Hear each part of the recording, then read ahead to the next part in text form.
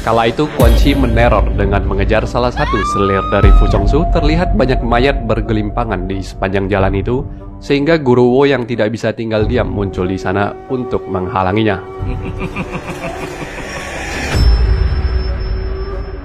Di malam itu juga Wang Xiaoshi dan Wen Rou yang berkunjung ke rumah Guru Wo menemukan istrinya si nenek yang terduduk mematung meneteskan air mata. Wang Xiaoshi segera menyadari kalau Guru Wo pastilah sudah pergi untuk berduel dengan Quan Chi.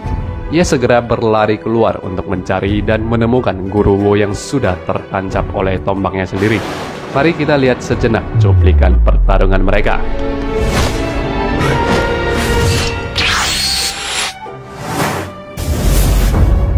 Dalam posisinya yang seperti itu, sebelum menghembuskan nafas terakhirnya, Guru Wo masih sempat mengingatkan akan impian Wang Xiaoshi yang ingin menjadi seorang pahlawan. Bahwasanya ketika ada seseorang yang mencabut pedangnya untuk menindas yang lemah, ada pula seseorang yang mencabut pedangnya demi melindungi yang lemah. Dia menitipkan istrinya untuk dijaga oleh Wang Xiaoshi kelak, dan Wang Xiaoshi pun memapa jenazah Guru Wo kembali ke hadapan si nenek sambil meneteskan air mata. Ia sambil meminta maaf.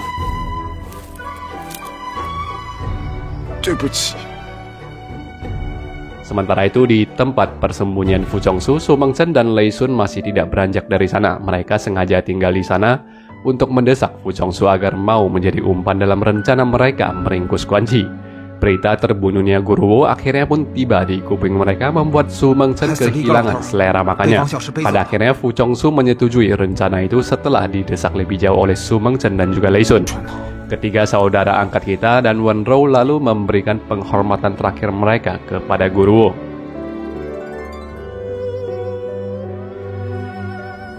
Kemudian Chu Xiaoyao memberitahukan rencana mereka yang akan menjebak Quan Chi di rumah bordelnya di Pavilion Sanhe.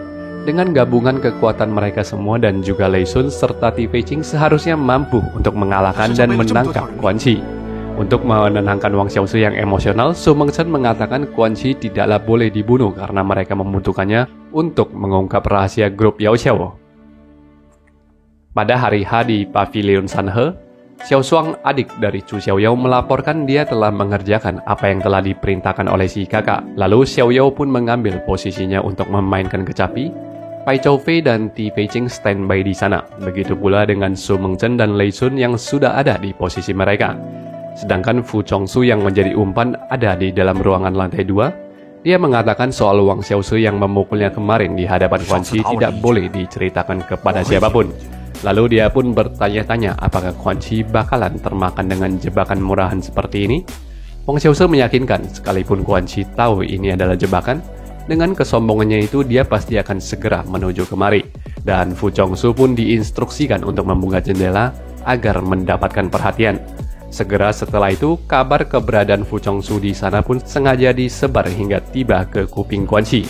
Dari prajurit yang standby di atap bangunan sekitaran, Fu Chongsu mendapatkan signal dari anak buahnya yang menandakan Quan Chi tengah menuju ke sana.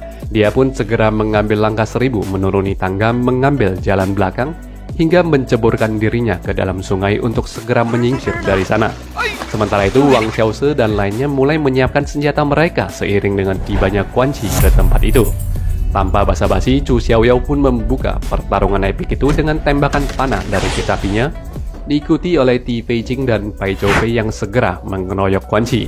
Lalu semuanya pun terjadi dengan sangat cepat, diikuti oleh Wang Xiaoshi yang ikut turun tangan. Begitu pula dengan Lei Sun yang sempat beradu tenaga dalam dengannya, hingga ketua Liu Fanfan itu terpental dan Su Mengchen yang masih mengendap semenjak awal dapat menggunakan kesempatan itu untuk menodongkan pedang sabit merahnya ke leher Quan Chi.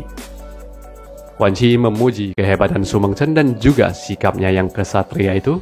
Sementara ketua pavilion hujan itu membalas kalau ia tidak pernah membunuh seseorang dari belakang. Quan Chi lalu meminta Wang Xiaoshi untuk melihat sendiri bagaimana realita yang kuat memakan yang lemah, di mana semua orang di sini yang ingin mengambil nyawanya karena mereka berpikir mereka itu mampu. Dan segera setelah itu, pertarungan Quan Chi melawan semua orang itu dilanjutkan kembali. Tentu saja tidak peduli sehebat apapun seorang Quan Chi, di bawah keroyokan orang-orang yang juga sangat kuat lainnya, ia mulai terluka di sana-sini. Pada akhirnya, Ti Feiqing adalah orang terakhir yang melancarkan serangan pamungkas yang berhasil merobohkan Quan Chi di saat itu. Namun secara tiba-tiba, Chu Xiaoyao menarik tirai di tempat itu dan sebuah mekanisme perangkap yang menembakkan ratusan anak panah keluar dari balik tirai itu, sedangkan Chu Xiaoyao dan Quan Chi telah menghilang dari sana. Sementara itu, Lei Sun hanya bisa marah dan mempertanyakan bagaimana bisa Chu Xiaoyao yang adalah orang dari Su Mengchen malah menyelamatkan Quan Chi. Pai Choufei yang tidak percaya dengan hal itu malah bertanya pada kakak pertama apakah ini adalah bagian dari rencana tersembunyi mereka. Pada kenyataannya, Su Mengchen tidak menyangka hal tersebut terjadi. Dia mengaku kepada penasehatnya Yang Wuxie kalau dia tahu Chu Xiaoyao dulunya adalah mantan anggota persekutuan Mitien, namun dia tidak mengira Xiaoyao masih menaruh kesetiaannya kepada Quan Chi. Bersama dengan Yang Wuxie, Pai Choufei kemudian membuat rencana untuk menemukan Chu Xiaoyao. Pai Choufei ingin membuat penggeledahan terang-terangan di seluruh kota supaya mendesak Chu Xiaoyao membawa Quan Chi untuk meninggalkan kota ini, sehingga nantinya mereka hanya perlu memperketat penjagaan di gerbang kota. Di tempat persembunyian mereka, Xiao Shuang memberikan obat yang dia beli kepada kakaknya yang segera menggunakan obat itu untuk menangani luka Quan Chi yang sedang tak sadarkan diri. Kemudian keduanya duduk di depan rumah. Dari sini akhirnya terungkap kalau Xiao Shuang ini adalah putra dari Quan Chi. Chu Xiaoyao adalah orang yang merawat dan menjaga putra dari Quan Chi selama ini. Dia menceritakan bagaimana dulunya dia yang diselamatkan oleh Quan Chi. Chu Xiaoyao yang masa lalunya dijual ke rumah hiburan hampir dinodai oleh seorang pelanggan dan Quan Chi adalah orang yang menyelamatkannya. Sejak saat itu dia pun memutuskan untuk mengikuti kemanapun penyelamatnya itu pergi dan pada akhirnya Quan Chi juga menerima pengabdiannya itu. Chu Xiaoyao mengatakan sayangnya hidupnya yang kurang beruntung ini memang berhutang budi pada banyak orang. Dia tidak hanya berhutang budi kepada Quan Chi tetapi juga berhutang budi kepada Su Mengchen. Kelak dia mungkin akan menggunakan nyawanya ini untuk berbalas budi kepada Quan Chi maupun kepada Su Mengchen. Lalu dia pun memeluk Xiao Shuang yang sudah dia anggap sebagai adiknya sendiri, berharap mereka bisa menghargai momen-momen kebahagiaan mereka selama ini. Pada saat itu terjadi pencarian besar-besaran di seluruh pelosok ibu kota, baik itu dari orang Liu Fenpan maupun orang-orang dari Pavilion Hujan. Bersama Wen Rou yang berkunjung ke rumah nenek, Wang Xiaoze pun mendapatkan ide dari anjing peliharaan si nenek. Dia memandu anjing pintar itu ke rumah bordil untuk mencium bau dari Chu Xiaoyao. Wen Rou yang cemas dengan kekasihnya menitipkan pesan agar Wang Xiaoze untuk berhati-hati. Dengan anjing itu, Wang Xiaoze pun mulai menelusuri jejak Chu Xiaoyao. Demikian pula dengan Pai Choufei yang akhirnya bersama pasukan yang dia pimpin berhasil mengejar kereta kuda yang ditunggangi oleh Xiao Shuang. Sayangnya pada saat kereta kuda itu diperiksa tidak ada Quan Chi di dalamnya. Dalam kilas balik, Chu Xiaoyao ternyata telah merencanakannya dengan matang. Xiao Shuang dijadikan sebagai pengalih perhatian untuk menunggangi kereta kuda kosong itu. Pai Choufei yang murka mengancam akan membunuh Xiao Shuang yang telah melindungi buronan, tetapi Xiao Shuang malah tidak takut dan mengakui kalau Quan Chi adalah ayahnya yang pasti akan dia lindungi. Pai Choufei yang tertipu segera pergi beranjak dari sana untuk mencari melalui jalur gerbang keluar kota yang lainnya. Di jalur lain, Chu Xiaoyao telah berhasil membawa Quan Chi yang dia kurung di dalam kereta menuju ke luar kota. Xiaoyao memberitahukan mantan tuannya itu bahwa sekarang dia telah menjadi orangnya Su Mengchen. Meskipun begitu, dia pasti akan menyelamatkannya dan tidak mau Quan Chi mati konyol di ibu kota. Quan Chi yang mengamuk malah menghancurkan kurungan beserta kereta itu dan dengan segera Chu Xiaoyao dia hempaskan dan cekik di sebuah batang pohon. Quan Chi menolak niat baik Chu Xiaoyao yang ingin menyelamatkannya dan malah mengatakan dia tidak pernah takut dengan kematian. Dengan sabar, Chu Xiaoyao pun mencoba menenangkannya, memberikan alasan bagi Quan Chi untuk hidup adalah demi putra Quan Chi itu sendiri, yaitu Xiao Shuang. Quan Chi seakan tidak percaya karena dia meyakini anaknya itu telah mati sejak bayi. Lalu dia pun teringat saat dia pingsan dalam kondisi setengah sadarnya, ada seorang anak laki-laki yang merawatnya. Chu Xiaoyao lalu memberitahukan dulunya istri Quan Chi sengaja membohongi Quan Chi kalau anak mereka telah mati karena Quan Chi pada waktu itu dinilai tidak pantas untuk menjadi seorang ayah.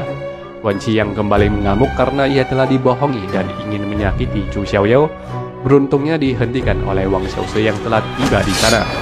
Dengan emosi meledak-ledak yang ingin membalaskan dendam Guruwo, Wang Xiaoze akhirnya pun berduel dengan Quan Chi.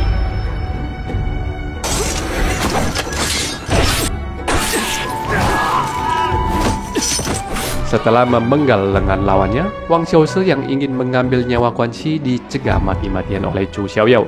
Dengan segala gunda gulananya, Akhirnya Wang Xiaoze pun teringat dengan ucapan kakak pertamanya yang tidak ingin membunuh Quan Qi adalah karena mau mengorek informasi soal grup rahasia Yao Qiao, dan pada akhirnya dia pun bisa meredam kemarahannya itu.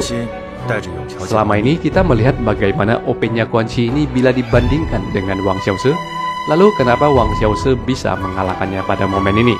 Apakah teman-teman menyadarinya? Ada 3 alasan kenapa Wang Xiaoze bisa mengalahkan Quan Qi pada momen ini. Di rekap bagian sebelumnya, Wang Xiaoze begitu mudahnya dikalahkan oleh Quan Qi karena dia tidak membawa pedangnya di saat itu.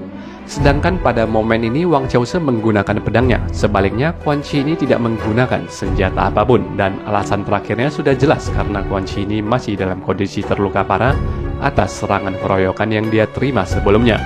Dengan segala kemurahan hatinya, akhirnya Wang Xiaoze pun melepaskan Quan Qi yang dia minta untuk menjelaskan tentang grup Yao Qiao.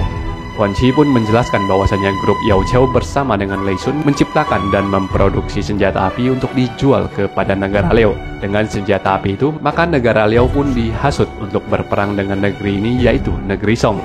Dengan adanya perang antara kedua negara yang tidak berkesudahan, maka grup Yao Qiao yang menjadi penyuplai senjata bisa menciptakan profit tak berujung atas musibah ini. Mendengar hal ini, bukan hanya Wang Xiaoze saja yang geram, tetapi Quan Qi juga mengutuk hal tersebut. Sedikit fakta atas hal ini, meskipun saya cukup yakin perang antara Liao dan Song dalam sisi sejarahnya tidak melibatkan senjata api, namun historis terciptanya senjata api itu sendiri memang berawal dari Cina dan dimulai di masa ini, yaitu di sekitaran tahun 1100-an. Quan Qi yang dibawa pergi dari sana oleh Zhu Xiaoyao mengatakan dirinya kini yang sudah cacat, entah apakah anaknya ini bisa menerima dirinya yang seperti sekarang ini. Mereka tidak menyadari Pai Choufei tengah mengintil di sana. Lalu Pai Choufei pun melakukan sebuah sergapan di mana Zhu Xiaoyao yang memblokade harus merelakan perutnya ditikam oleh belati tajam. Namun wakil ketua Pavilion Hujan itu tidak berhenti di sana dan dia pada akhirnya mengambil nyawa Quan Qi yang sudah tidak berdaya. Wang Xiaoze yang belum pergi terlalu jauh dari sana, ia kembali ke sana dan hanya bisa terdiam melihat pemandangan yang ada di depannya. Tak ada ucapan yang keluar dari mulutnya saat Pai Choufei mengatakan alasannya membunuh Quan Qi adalah demi membalaskan dendam Guru Wo. Wang Xiaoze menggendong Zhu Xiaoyao membawanya pergi dari sana sambil mengatakan sekalipun untuk membunuh Quan Qi tidak seharusnya Pai Choufei menikam perut kakak Zhu. Beberapa saat setelahnya, Lei Sun dan Ti Feiqing menemukan jenazah Quan Qi. Ketua Liu Fengpan itu menyayangkan nasib adik iparnya yang harus berakhir seperti ini. Andaikan saja Quan Qi tidak kabur dari penjara sumurnya, maka semua ini tidak akan pernah terjadi. Lalu ia pun meminta maaf dan meminta izin untuk mengambil kepalanya. Dengan kepala itu, Lei Sun menghadap Fu Chongsu yang meludahi kepala tersebut. Selain berterima kasih, Fu Chongsu juga memperingati agar Lei Sun tidak menimbulkan masalah seperti ini lagi, dan dia pun pulang ke kediamannya. Lalu Lei Sun meminta agar Ti Feiqing menguburkan tubuh dan kepala Quan Qi ini secara bersama-sama. Usai itu Lei Sun pun mengunjungi makam mendiang istrinya. Dia meminta maaf kepada istrinya karena ketidakberhasilan dirinya dalam menjaga nyawa Quan Qi. Dia kemudian terduduk lemas menyender di batu nisan istrinya itu, mengatakan kalau dia sudah lelah dengan kehidupannya yang seperti ini. Sementara itu Lei Chun yang melihat dari kejauhan akhirnya menyadari kalau ayahnya ini tidak pernah melupakan mendiang ibunya. Di Pavilion Hujan, Pai Choufei bertengkar dengan Wang Xiaoze yang menyalahkannya atas Zhu Xiaoyao yang ditikam hanya demi gara-gara membunuh Quan Qi. Su Mengchen sendiri harus menjalani rutinitas sakit kronisnya. Ketua Pavilion Hujan itu menyadari penasehat sekaligus pengurusnya ini telah menambahkan obat untuknya, menandakan penyakitnya ini bukanlah bertambah baik, malahan semakin memburuk. Wang Xiaoze lalu memberitahukan semua hal soal grup Yao Qiao yang dia dengar dari Quan Qi sebelumnya. Selain mengambil untung dari penjualan senjata api, dia juga menerangkan ada orang kuat lainnya di balik seorang Fu Chongsu, sehingga Su Mengchen pun membuat rencana untuk mencari tahu siapa lagi orang di balik Fu Chongsu ini. Dia memerintahkan anak buahnya untuk melacak pabrik yang memproduksi senjata api. Di Pavilion Sanhe, Zhu Xiaoyao dirawat oleh Xiao Song. Zhu Xiaoyao sempat meminta maaf kepada adiknya karena kegagalannya dalam melindungi Quan Qi. Tetapi Xiao Song merasa ia sudah puas karena ia sebelumnya sudah bisa melihat wajah ayahnya. Pintu mereka tiba-tiba diketok oleh seseorang. Saat Xiao Song membukanya, dia hanya menemukan tumpukan obat dalam jumlah yang banyak. Xin lalu beralih ke Pai Choufei yang meminta maaf kepada Su Mengchen atas kekilafannya yang menusuk Zhu Xiaoyao sebelumnya. Setelah Chu Xiaoyao sembuh dari lukanya, dia pun pergi ke pavilion hujan untuk mempertanggungjawabkan aksi pengkhianatannya sebelumnya. Su Mengchen menyatakan secara pribadi dia tidak menyalahkannya, tetapi secara aturan klan, Chu Xiaoyao haruslah menjalani hukuman. Dengan diantar langsung oleh penasihat Yang Wuxie, Chu Xiaoyao menerima hukumannya yang diusir dari sekte seperti yang harus dialami oleh Hou Zhou dulunya. Selangkah demi selangkah, satu persatu para prajurit pavilion hujan memberinya pukulan. Berkali-kali dia terjatuh, berkali-kali juga dia bangkit kembali untuk menyelesaikan hukuman tersebut. Namun sampai di tengah jalan, Su Mengchen muncul di sana untuk menanggung semua sisa pukulan yang harus diterima oleh Chu Xiaoyao. Dia memberitahukan, walau Chu Xiaoyao bukanlah bagian dari klannya lagi, namun Chu Xiaoyao selamanya adalah teman bagi Su Mengchen. Yang Wuxie lalu mewakili semua personil pavilion hujan berterima kasih yang sebesar-besarnya atas semua jasa dan pengabdian Chu Xiaoyao yang sangat mereka hargai selama ini. Sementara itu, Wang Xiaose yang ada di rumah nenek mengelap pedang kerinduan dan pertahanannya ini. Dia mengingat kembali pesan-pesan dari gurunya agar dia selalu meninggalkan belas kasihan bagi para lawan-lawannya. Hari itu juga adalah hari perpisahan mereka dengan si nenek. Pai Chofei terlihat tidak bisa move on dan hanya bisa berdiam seorang diri di dalam rumah. Sebelum pergi dari rumah itu, si nenek meminta Wang Xiaose dan Wenrou untuk mengantarnya ke spot tempat kedua anak muda itu yang biasa suka mengintipnya dengan si kakek. Tiba di situ, nenek melihat sendiri pemandangan indah yang ada di sana. Melalui kesempatan itu, si nenek melihat kembali momen-momen berharga yang dia dan suaminya habiskan bersama dengan Wang Xiaose, Pai Chofei maupun Wenrou. Pada akhirnya, si nenek pun pergi dari ibu kota dengan kereta kudanya. Begitu pula dengan Chu Xiaoyao yang terlihat berjalan meninggalkan gerbang kota itu, meninggalkan seorang Wang Xiaose yang berdiri seharian di tengah keramaian kota, merenungkan kembali arti dari sebuah pertemuan dan juga arti dari sebuah perpisahan.